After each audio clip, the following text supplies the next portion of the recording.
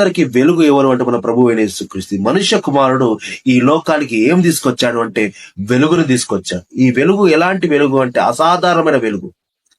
ఆ వెలుగుని ఎవరు వర్ణించలేరు. అటువంటి వెలుగుని ప్రభువైన యేసుక్రీస్తు తీసుకొచ్చాడు. అది ఎటువంటిది, ఎందుకోసం తీసుకొచ్చాడు అంటే మనం ఆది కాండంలో చూస్తూ ఉంటాం. ఆది కాండం 1వ అధ్యాయం 3వ వచనం.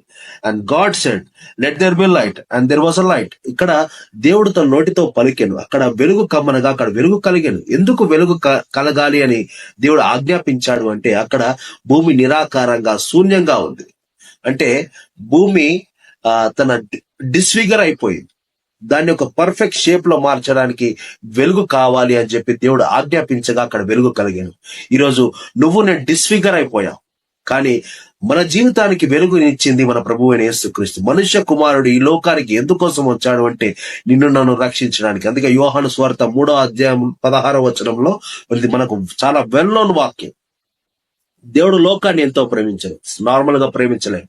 నిన్ను నన్ను ఏదో నార్మల్ గా ఎంతో ప్రేమించి తన కుమారుని లోకానికి అనుగ్రహించాడు. ఆ కుమారుడు ఏం చేశాడు అంటే నీకు నిత్యమైన వెలుగును అనుగ్రహించాడు. ఈరోజు ఆరిపోని దీపంగా నువ్వు నేను ప్రియ సహోదరుడా. కానీ